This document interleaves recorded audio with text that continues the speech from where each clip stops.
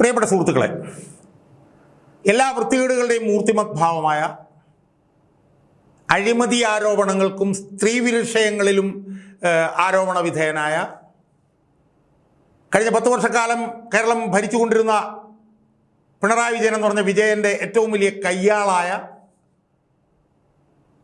Vijayan fund ശേഖരണത്തിനായി വിദേശത്ത് പോയപ്പോൾ പോലും അയാളുടെ ഒപ്പം കൂട്ടിക്കൊണ്ടുപോയ കോടിക്കണക്കിന് രൂപയുടെ മുട്ടിൽ മരം മുറി കേസിൽ മരം മുറിക്കാൻ വേണ്ടിയിട്ടുള്ള വിവാദ ഉത്തരവ് പുറപ്പെടുവിച്ച എ ജയതിലക് എന്ന് പറയുന്ന ചീഫ് സെക്രട്ടറിയെ അയാൾക്ക് ഒരു പരിക്കും ഏൽപ്പിക്കാതെ അയാളെ തോളത്തെടുത്ത് വെച്ചുകൊണ്ട് അല്ലെങ്കിൽ അയാളെ ചിറകിനടിയിൽ സംരക്ഷിച്ചുകൊണ്ട് ഏതാണ്ട് 1.5 മാസക്കാലം നിലനിർത്തിയിട്ട് അയാൾക്കൊരു ഗ്രേസ്ഫുൾ എക്സിറ്റ് ഈ വി ഡി സതീശൻ സർക്കാർ 30-ാം തീയതി കൊടുക്കാൻ പോവുകയാണ്. ഞാൻ തന്നെ ഒരു 5-6 വീഡിയോകൾ അയാൾക്കെതിരെ ചെയ്തിരുന്നു. അയാളുടെ അനധികൃത സ്വത്ത് സമ്പാദനം ഉൾപ്പെടെ അയാളുടെ അഥമ ബന്ധങ്ങളൊക്കെ ഉൾപ്പെടെ വിശദമായിട്ടൊരു 5-6 വീഡിയോകൾ ഞാൻ ചെയ്തു. ഇനി ഞാൻ ചെയ്യാൻ വേണ്ടിയിട്ട് വിഷയങ്ങളുണ്ട്, പക്ഷേ സമയമില്ലാത്തതുകൊണ്ട് ഞാൻ ചെയ്തു. അയാൾ 30-ാം തീയതി ചീഫ് സെക്രട്ടറി സ്ഥാനത്തുനിന്ന് വിരമിക്കുകയാണ്.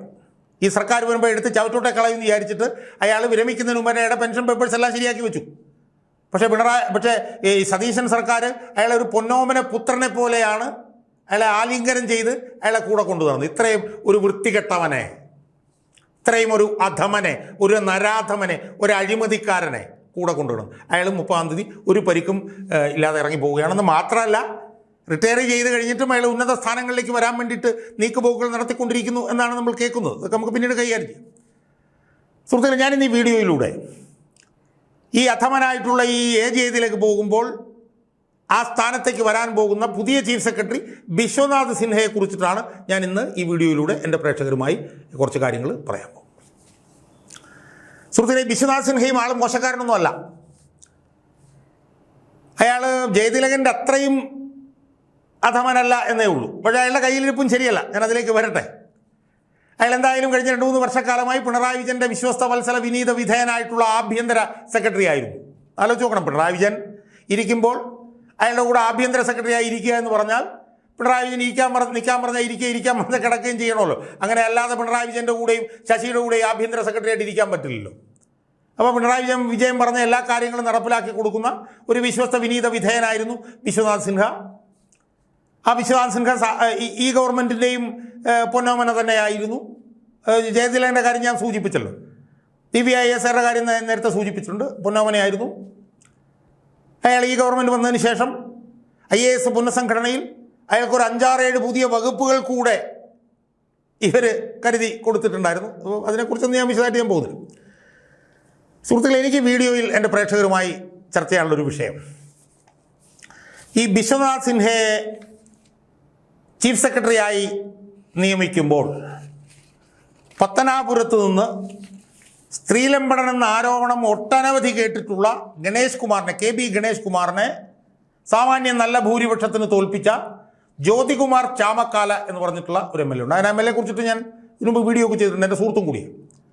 അപ്പോൾ ഈ ബിശ്വനാഥ് സിൻഹയെ ചീഫ് സെക്രട്ടറി ആക്കുമ്പോൾ ഈ ജ്യോതികുമാർ ചാമക്കാലയുടെ മനസ്സിൽ കൂടി എന്തൊക്കെ ചിന്തകൾ കടന്നുപോയിട്ടുണ്ടാവാം എന്നുള്ള ഒരു വിഷയം എൻ്റെ പ്രേക്ഷകരുമായി ചർച്ച ചെയ്യാൻ വേണ്ടിയിട്ടാണ് ഞാൻ ഈ വീഡിയോയിലൂടെ ശ്രമിക്കാം. സ്വാഭാവികമായി നിങ്ങൾക്ക് തോന്നുന്നത് ഇത് വിശ്വനാഥ് സിൻഹയും ജ്യോതികുമാർ ചാമക്കാലയും തമ്മിൽ എന്താ ബന്ധം? വിശ്വനാഥ് സിൻഹ ചീഫ് സെക്രട്ടറി ആകാൻ പോകുന്ന ഒരാൾ, ജ്യോതികുമാർ ചാമക്കാല കോൺഗ്രസിൻ്റെ ഒരു MLA. അപ്പോൾ അതെന്തുകൊണ്ടാണ് ഇവരെ തമ്മിൽ ബന്ധിപ്പിക്കുന്നത്? വിശ്വനാഥ് സിൻഹ ചീഫ് സെക്രട്ടറി ആകുമ്പോൾ ജ്യോതികുമാർ ചാമക്കാലയുടെ മനസ്സിൽ കൂടെ ചിന്തകൾ കടന്നു പോകേണ്ട കാര്യം എന്താ? അയാൾക്ക് വേറെ പണിയില്ലേ എന്ന് വേണമെങ്കിൽ ചോദിക്കാം. സുഹൃത്തുക്കളെ, അതിനുള്ള മറുപടി 2019 ഡിസംബർ 15 ന്യൂസ് മിനിറ്റ് എന്ന് പറഞ്ഞിട്ടുള്ള, അത് മറ്റ് പത്രങ്ങളിലൊക്കെ വന്നിരുന്നു, ന്യൂസ് മിനിറ്റ് എന്ന് പറഞ്ഞിട്ടുള്ള ഒരു യൂട്യൂബ് ഒരു സോഷ്യൽ മീഡിയയിൽ ഒരു യൂട്യൂബ് ചാനലുണ്ട്. ആ ചാനലിൽ വന്ന ഒരു വാർത്തയാണ്. ആ വാർത്തയുടെ തലവാചകം ഇതാണ്: Kerala IAS officer Biswanath Sinha accused of harassing women colleagues seeks leave. കേരളത്തിലെ IAS ഓഫീസറായിട്ടുള്ള ബിശ്വനാഥ് സിൻഹ സ്ത്രീകളെ പീഡിപ്പിച്ചു എന്നുള്ള ആരോപണത്തിൻ്റെ അടിസ്ഥാനത്തിൽ ആരോപണ വിധേയനാണ് അയാൾ ലീവ് എടുത്തു. അതിനകത്ത് ഹെഡിങ്ങിൽ പറഞ്ഞിരിക്കുകയാണ്, Biswanath Sinha was recently degraded from the post of general administration secretary to secretary for printing and stationery and Sainik welfare departments. അതായത് ജനറൽ അഡ്മിനിസ്ട്രേഷൻ ഡിപ്പാർട്ട്മെൻറ്റ് എന്ന് പറഞ്ഞാൽ IAS കിട്ടാവുന്ന ഏറ്റവും പ്ലമ്മായിട്ടുള്ളൊരു വളരെ പ്രധാനപ്പെട്ട പോസ്റ്റാണ് GAD സെക്രട്ടറി. അവിടുന്ന് അദ്ദേഹത്തെ printing and stationery and Sainik welfare എന്ന് പറഞ്ഞ ഒരു ചോട്ടാ വകുപ്പിലേക്ക് അയാളെ സ്ഥലം മാറ്റി എന്നും പറഞ്ഞിട്ടുണ്ട്. എന്നിട്ട് വാർത്തയിൽ പറയുന്നത് senior IAS officer Biswanath Sinha who was removed from a key post. അതിൻ്റെ കാരണം എന്താണെന്ന് പറഞ്ഞത് allegedly after there were complaints of inappropriate behavior filed by women IAS officers has sought 3 months from service. എന്ന് പറഞ്ഞാൽ അയാൾ 3 മാസത്തേക്ക് ലീവ് എടുത്ത് പോകുന്നതിൻ്റെ കാരണം എന്ന് വെച്ചാൽ വനിതാ IAS ഓഫീസർമാരോട് അയാൾ മോശമായി പെരുമാറി എന്നുള്ള ആരോപണത്തിൻ്റെ അടിസ്ഥാനത്തിലാണ്. പക്ഷേ അദ്ദേഹം അത് നിഷേധിച്ചിട്ടുണ്ട് എന്നൊക്കെ പറയുന്നുണ്ട്. എന്നിട്ട് അതിൻ്റെ വിശദാംശങ്ങളിലേക്ക് ആ റിപ്പോർട്ട് വരികയാണ്. റിപ്പോർട്ടഡ്ലി 5 women IAS ഓഫീസേഴ്സ്, അതായത് 5 വനിതാ IAS officers including 2 trainee officers.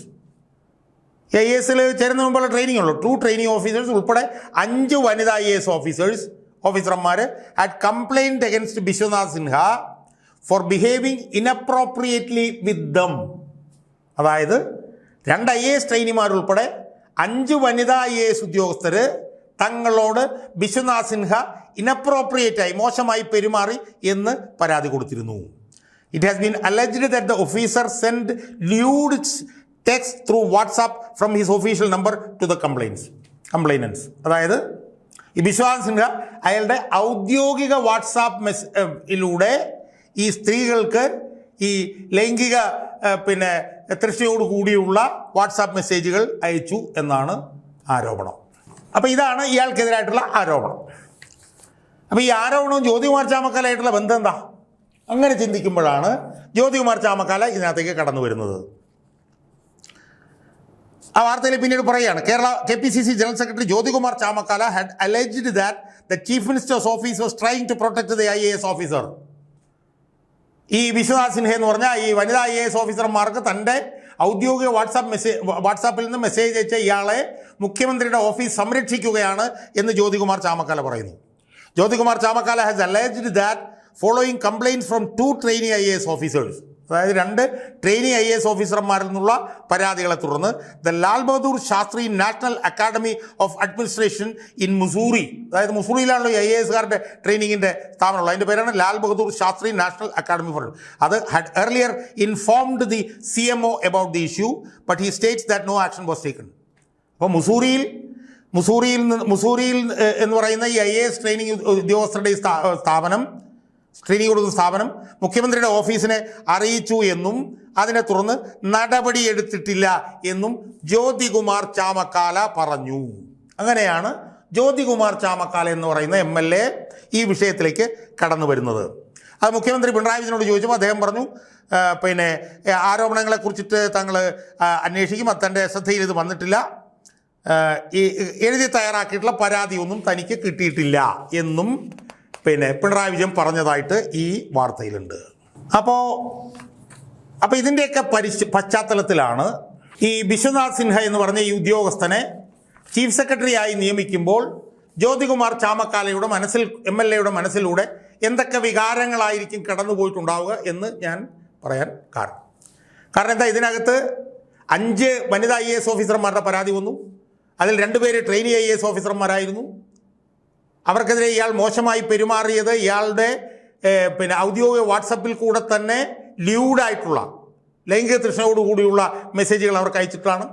ഈ വിഷയം മുസൂറിയിലുള്ള IAS ഉദ്യോഗസ്ഥന്മാരുടെ ട്രെയിനിങ് ഇൻസ്റ്റിറ്റ്യൂട്ടിൽ നിന്ന് മുഖ്യമന്ത്രിയുടെ ഓഫീസിനെ അറിയിച്ചിരുന്നു. എന്തായാലും അയാളെ പ്രധാനപ്പെട്ടൊരു വകുപ്പിൽ നിന്ന് അപ്രധാനമായിട്ടുള്ളൊരു വകുപ്പിലേക്ക് ട്രാൻസ്ഫർ ചെയ്തിരുന്നു. മുഖ്യമന്ത്രിയോട് ചോദിച്ചപ്പോൾ തനിക്ക് എഴുതി തയ്യാറാക്കിയ പരാതിയൊന്നും കിട്ടിയില്ലെന്നും താൻ ഇതിനെക്കുറിച്ച് പരിശോധിക്കാമെന്നും പറഞ്ഞു. ഇത്രയും വിവരങ്ങളാണുള്ളത്. സുഹൃത്തെ, ഞാനിതൊക്കെ പറയുന്നത് എന്തുകൊണ്ടാണെന്ന് ചോദിച്ചാൽ, ഇപ്പോൾ ഇരിക്കുന്നത് ഒരു ചരിത്രപ്രധാനമായിട്ടുള്ള ഒരു തെരഞ്ഞെടുപ്പ് പോരാട്ടത്തിൽ കൂടെ അധികാരത്തിൽ വന്ന ഒരു ഗവൺമെൻറ്റാണ് എന്നുള്ളത് കൊണ്ടാണ്. 45 ലക്ഷം വോട്ട് നേടി അധികാരത്തിൽ വന്ന ഒരു ഗവൺമെൻറ്റാണ് ഈ ഗവൺമെൻറ്. ഈ ഗവൺമെൻറ്റിനെ നയിക്കുന്നത് VD സതീശനാണ്. ആ ഒരു വ്യക്തിയാണ് ഈ ഗവൺമെൻറ്റിനെ നയിക്കുന്നതെങ്കിലും ഈ ഗവൺമെൻറ് വലിയതൊരു വിഭാഗം ജനങ്ങൾ നടത്തിയ ഐതിഹാസികമായിട്ടുള്ള പോരാട്ടത്തിൽ കൂടെ അധികാരത്തിൽ വന്നൊരു ഗവൺമെൻറ്റാണ് സുഹൃത്തുക്കളെ. ഈ ഗവൺമെൻറ് എൻ്റെയും കൂടി ഒരു ഗവൺമെൻറ്റാണ്. ഞാനും ഈ ഗവൺമെൻറ് വരാൻ വേണ്ടിയിട്ട് പോരാടിയിട്ടുണ്ട്. എന്തെങ്കിലും പ്രതീക്ഷിച്ചിട്ടല്ല, മന്ത്രി MLA ആകാമെന്ന് വിചാരിച്ചിട്ടല്ല. കഴിഞ്ഞ 10 വർഷക്കാലം കേരളത്തിൽ അധികാരത്തിലിരുന്ന ക്രൂരമായിട്ടുള്ള റൂത്ത്ലെസ് ആയിട്ടുള്ള ഒരു ഏക ഛത്രാധിപത്യ ഭരണത്തിനെതിരെ ഇടതടവില്ലാതെ ലക്ഷക്കണക്കിന് ആളുകൾ പോരാടിയിട്ട് അധികാരത്തിൽ വന്നൊരു ഗവൺമെൻറ്റാണ് ഇവിടെ ഇരിക്കുന്നത്. സ്വാഭാവികമായും ആ ഗവൺമെൻറ് ആരോപണം ഒന്നും ഏൽക്കാതെ പരിശുദ്ധമായി ജനങ്ങളുടെ ഈ ആസ്പിറേഷൻസ്, അവരുടെ പ്രതീക്ഷകൾ സാക്ഷാത്കരിച്ചുകൊണ്ട് മുന്നോട്ട് പോകണമെന്നാണ് ഞങ്ങളെപ്പോലുള്ള പൊതുപ്രവർത്തകർ ആഗ്രഹിക്കുന്നത്. പക്ഷേ ഞങ്ങളെപ്പോലുള്ള പൊതുപ്രവർത്തകരെ മനോവ്യഥയിൽ ആക്കിക്കൊണ്ട് അഴിമതി ആരോപണ വിധേയരായിട്ടുള്ള ഉദ്യോഗസ്ഥന്മാർ ഈ ഗവൺമെൻറ്റുമായി ബന്ധപ്പെട്ട് ഉന്നത സ്ഥാനത്തേക്ക് വരുമ്പോൾ ഞങ്ങൾക്കൊക്കെ വലിയ മനോവ്യഥയുണ്ട് സുഹൃത്തുക്കളെ. ആ മനോവ്യഥയാണ് ഞാൻ ഈ ജയതിലകനെ കുറിച്ചിട്ട് പറഞ്ഞത്. അയാൾ ഒരു രോമം പോലും അയാൾക്ക് ഒരു പ്രശ്നവും ഇല്ലാതെ അയാൾ ഇറങ്ങിപ്പോവുകയാണ്. അയാളെ മാറ്റി നിർത്തേണ്ടതല്ലായിരുന്നു ഈ ഗവൺമെൻറ്. ആ സ്ഥാനത്തേക്ക് വരുന്ന ഉദ്യോഗസ്ഥനും അയാളുടെ കേഡറിൽ നിന്ന് തന്നെയുള്ള വനിതകളുടെ ആരോപണങ്ങൾക്ക് വിധേയനായിട്ടുള്ള ഒരാളാണ് എന്നാണ് എനിക്ക് സൂചിപ്പിച്ചാൽ, അല്ലാതെ ആരോപണം ഏറ്റാലും അത് തെറ്റാണെന്നുള്ള അഭിപ്രായമല്ല ഞാൻ പറയുന്നത്. IAS ഓഫീസർമാരിൽ നിന്ന് പോലും ലൈംഗികമായി ബന്ധപ്പെട്ടിട്ടുള്ള ആരോപണങ്ങൾ ഉയർന്നു വരികയും അതിൻ്റെ പേരിൽ അയാളെ സ്ഥാനത്ത് നിന്ന് ട്രാൻസ്ഫർ ചെയ്യുകയും ചെയ്തിട്ടുള്ള ഒരു ഉദ്യോഗസ്ഥനാണ് പുതിയ ചീഫ് സെക്രട്ടറി ആയി വരുന്നത് എന്നത് സൂചിപ്പിക്കാൻ വേണ്ടിയിട്ടാണ് ഞാനിത് പറഞ്ഞത്. ഈ ഉദ്യോഗസ്ഥനെതിരായിട്ട് ശക്തമായിട്ടുള്ള ആരോപണങ്ങൾ ഉന്നയിച്ച് രംഗത്ത് വന്നിട്ടുള്ളത് UDFൻ്റെ പ്രബലനായിട്ടുള്ള ഒരു MLA ആണ് എന്ന് കൂടി എൻ്റെ പ്രേക്ഷകരെ ഓർമ്മിപ്പിക്കാൻ വേണ്ടിയിട്ടാണ് ഞാൻ ഈ വിശ്വനാഥ് സിൻഹ ചീഫ് സെക്രട്ടറി ആകുമ്പോൾ ജ്യോതികുമാർ ചാമക്കാല MLAയുടെ മനസ്സിലൂടെ കടന്നു പോകുന്ന ചിന്തകൾ എന്തൊക്കെയായിരിക്കും എന്നുള്ള രീതിയിൽ ഈ വിഷയം എൻ്റെ പ്രേക്ഷകരുടെ മുന്നിൽ അവതരിപ്പിച്ചത്.